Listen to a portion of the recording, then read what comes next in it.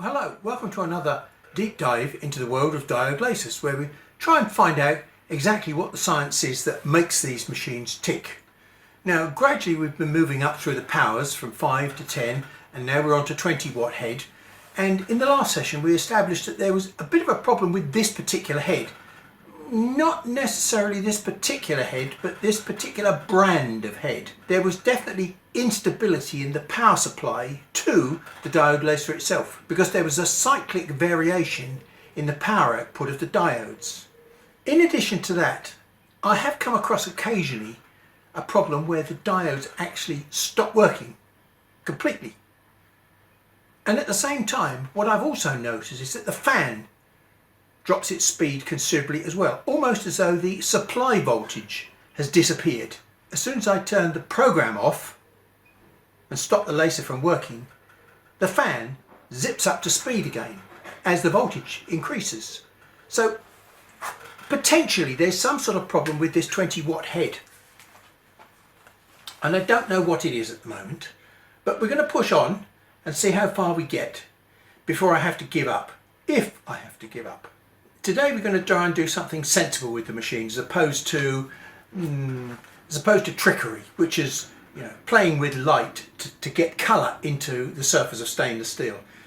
They're not real colours, they're just what I call faux colours. And I explained all that to you in the previous session. Today we're going to try and do something that this machine should be good at, which is 3D engraving on wood. I know you seem to think it cuts, but it doesn't cut naturally. It requires an intermediate process to do the cutting or the removal of material. And that intermediate process is the creation of a carbon film before it can actually heat the carbon film up and then evaporate the wood in front of the carbon film. To do 3D engraving depends on the type of wood that we use, and what I'm going to try and do is find an optimum speed and power for 3D engraving. And to do that, I'm going to use something that I don't really like using, but it's necessary in this particular case, and that's the light burn material test. It's a very, very misleading test if you don't understand what it's actually doing. Okay, it produces lots of different colours, but why does it produce those colours? That's the question you've got to ask yourself. Do you really understand where those colours are coming from? Because it's not coming from power, from speed, or from line interval. It's a combination of all those three things, which I would class as exposure time. So we're going to use the material matrix to start with, and then I'm going to try and explain why I'm using material matrix to help establish the settings that I want for engraving this particular piece of wood that I'm going to use.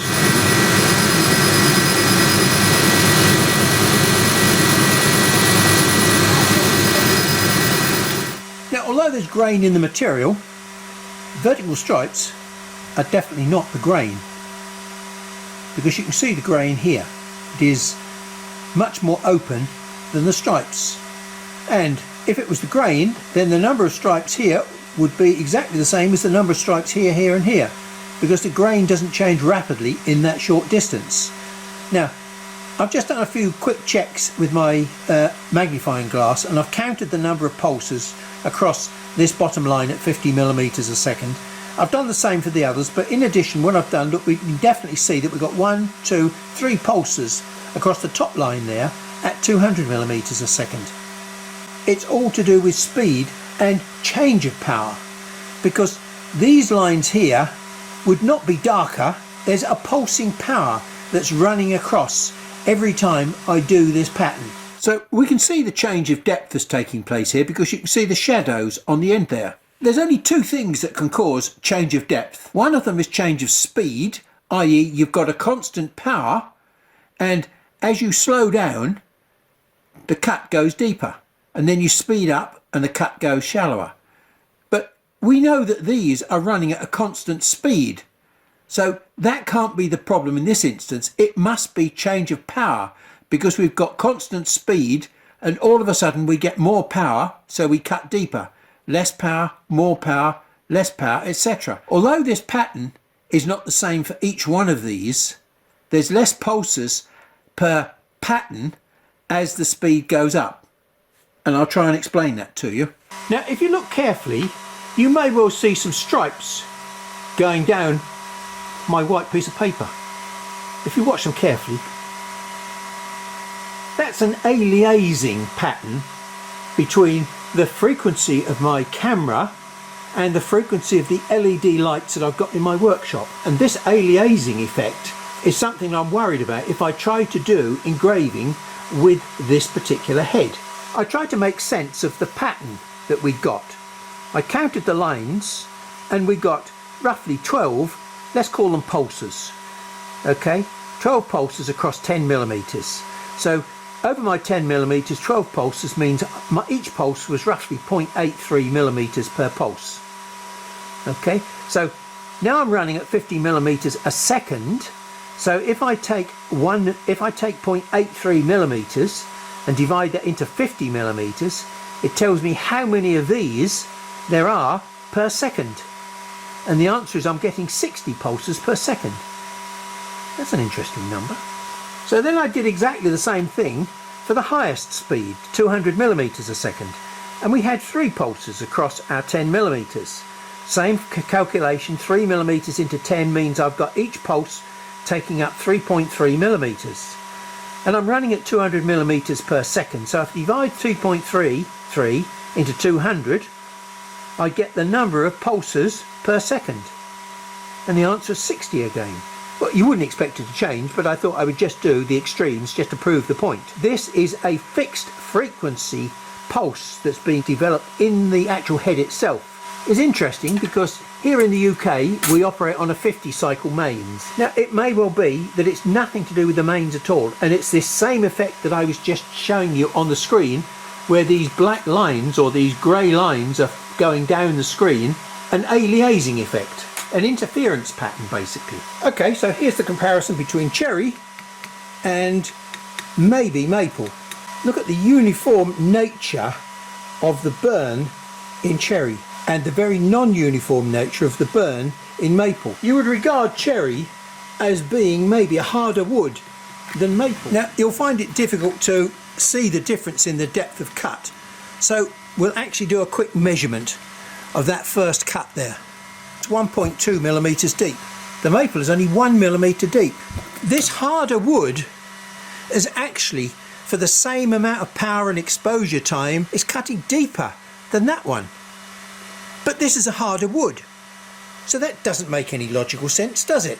That's only because a harder wood in your terms is based on cutting it with a piece of metal, a saw for example, or a chisel. This is not a saw or a chisel that you're damaging the wood with. It's light energy, and the depth of cut depends on how efficiently the light energy is exciting the molecules in this wood, as opposed to the molecules in this wood. Okay, as you can see, the burn characteristic, if I can call it that, is completely different in this wood to this wood. So the molecular structure of this wood is acting in a completely different way to the molecular structure of this wood at 450 nanometer light wave. So as you can see, I've got more or less the same colour throughout this pattern regardless of the depth. My 60 Hertz pattern of depth variation is happening here and here, less so here. I've got it showing here and here and here and here. It's not showing up here much. So the question is, where can I get the best depth of cut without this pattern showing? We can't see any pattern in here. We can't see any pattern in here. It's beginning to occur here. Not really there. So let's do a depth comparison to find out which is the best one. Which one would be better for me to engrave at? 50 millimeters a second, 20% power, or 100% power at 200 millimeters a second? In terms of exposure time, damage, they look to be doing exactly the same. So it's silly. I've got to go at 200 millimeters a second and choose 100% power for my maximum power. All right, because that's going to give me 0.3, roughly 0.3. So it's going to take roughly 6 cuts to get down 2 millimeters deep. It would be silly of me to miss the opportunity to explain the reasoning behind my statement earlier, which said I'm not a lover of the material test in light burn. For a diode laser, and even for a CO2 laser, It's been hijacked, misunderstood and misused. There are hundreds of videos out there that show you how to find the perfect settings for your diode or your CO2 laser using the light burn material test. They're all based on this principle here of you get a dark cut and a light cut between various speeds and powers. So therefore you must be able to do grayscale engraving. This is only dark because it's deep, and this is only light because it's shallow. What about this one?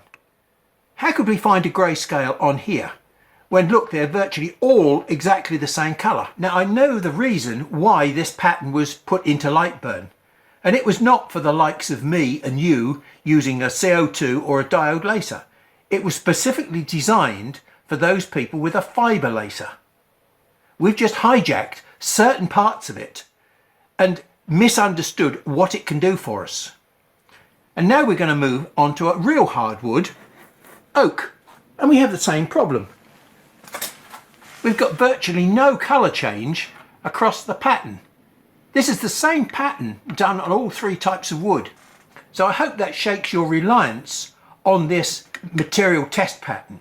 I mean, I can change the colours of these by changing the spacing between the lines. This is a fixed line spacing, but to be honest, as we go faster, the lines get thinner. Whereas here at slow speeds, the lines are much thicker. There's probably quite a bit, maybe half a line overlap at 50 millimeters a second, and there might be 0 or even less than one line overlap at 200 millimeters a second. So there are two factors in there. We can't change those factors with power and speed. All we can do is really change power and line spacing and speed and line spacing to see what the effect is. And I've done this on a previous video. There is a great deal of misunderstanding of how this can be used and how it's useful. In my particular instance, it's very useful because it gives me an idea with the right sort of wood how I can get depth without colour change. Okay, now I've got colour change from the original wood, but with certain types of wood, maybe with something like birch plywood, there are numbers in here which will give me a much closer match to the original colour of the wood and still remove maybe 0.1 or 0.2 of material without any serious change. People that specialise in this, like Kearns, if you go and look at some of their videos, they will tend to burn hard to start with to produce the dark cut, deep cut, and then they'll use light cuts to finish off with. I've personally found that very unsuccessful, so I try and keep my cuts so they don't change colour at all every time we do a burn. It looks as though my 60 Hz pattern has been destroyed. But that's only because the pattern itself is running in line with the grain, and the grain is interfering with the pattern. But if I put the pattern at 45 degrees to the grain, you'll see that the pattern is still there. But this time the grain is running 45 degrees to the pattern, so it's obvious. As you can see, this piece of cherry has actually got, it's two pieces of cherry that are joined together. It's a composite board, and it's got a little bit of texture on the surface because it's been through a planer, and it's got a few little ribs and bits and pieces in it. But hey, overall, look, you can see that that's a continuous pattern up there, but it joins down here. So we'll give this a try. We'll set the parameters up as we expected, 200 millimeters a second, 100% power for maximum. I've got a special 3D bitmap that I've imported, and if you look at it closely, you'll see it's got some weird colours in it. Well, they're not weird colours, they're different shades of grey. And every different shade of grey will actually cause a different power to happen at the laser head itself.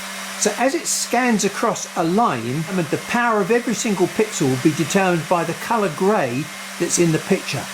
So black pixels, for example, will be 100% power, and white pixels will be, say, 5% power, which will give virtually no damage to the product at all. So looking at my pattern here, we're going to be choosing that one for 0.29 deep, which is 100% power, 200 millimeters a second. We can't change the speed once we've determined that we're going to go at 200 millimeters a second. That's 20% power, and that's producing virtually no depth of cut at all. So I think we'll probably settle on something like 15% power for minimum and 100% power for maximum. So we'll just set the parameters for this.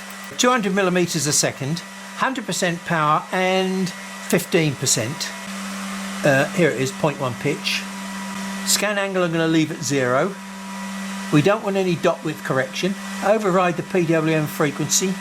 Well, I'm going to do that because I want every pulse, every pixel to jump cleanly between one power and another power. So we're running this at 0.1 pitch, which means I'm going to get 10 pixels per millimeter, and I'm going to run this at 200 millimeters per second, which means I'm going to put down 2,000 dots per second, and every single dot I need a pulse of the PWM. So on this particular machine I can change the PWM frequency. You might not be able to do that on yours, but I can set my PWM frequency here to 2 kilohertz, which basically means I'm going to get 1 dot per pixel.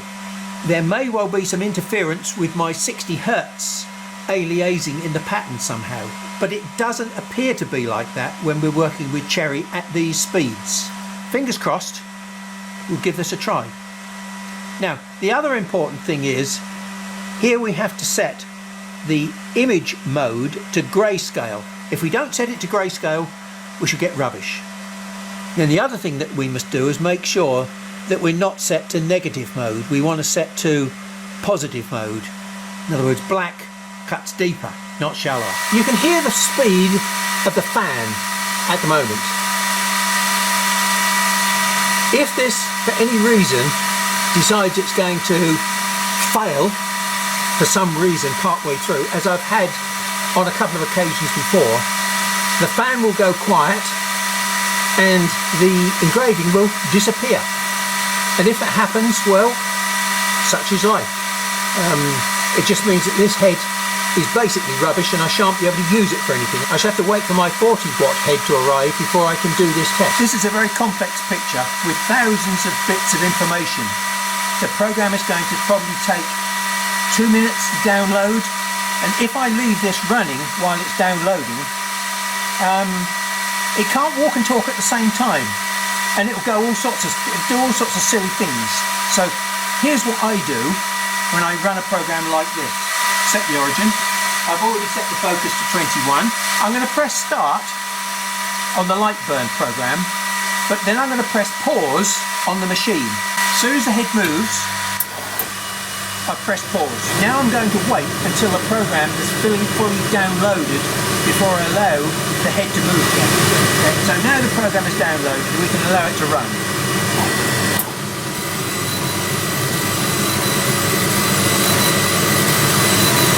Now, because this is engraving, not cutting, there is no danger in walking away from this. It's not going to catch fire. Because the exposure time is so small the wood doesn't get a chance to get hot. So there's a big difference between cutting and engraving, and now you can already begin to see a bit of a 3D pattern evolving. If for any reason the diode decides it's going to have a bit of a rest, then again, that's no danger. All that's happened, it will run to the end of the program and without any power. So whichever way you look at it, there is no danger in me going away and making a cup of coffee. Well, that took 19.5 minutes to do that, and as you can see, in places it's switched off. We'll run it again, we'll give it 2 or 3 shots and hope that it doesn't switch off in the same places, and we might get a result. You can see the beginning of some quite nice 3D-ness, even though that's only one cut, 0.3 gil. Turning the extraction fan off so that you can hear the fan on top of the diode. Absolutely amazing that it can change power at 2,000 dots per second. This is one of the great advantages of a PWM system. I haven't seen the beam disappear at the moment.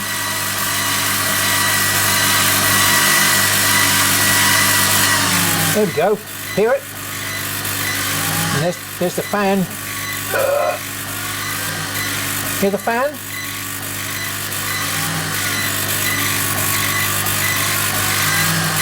It's struggling.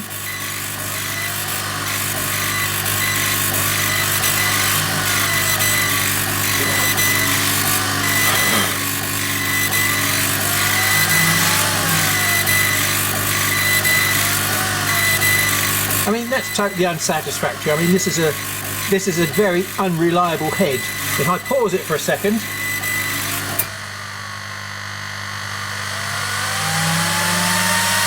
and now we start it again,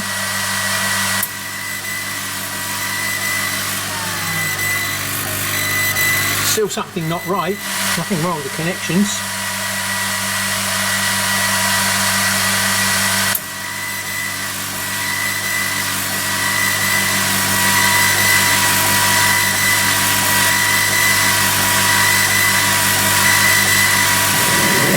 We've lost it again. So as you can see, catch it in the light right, and we started to get some nice 3D-ness.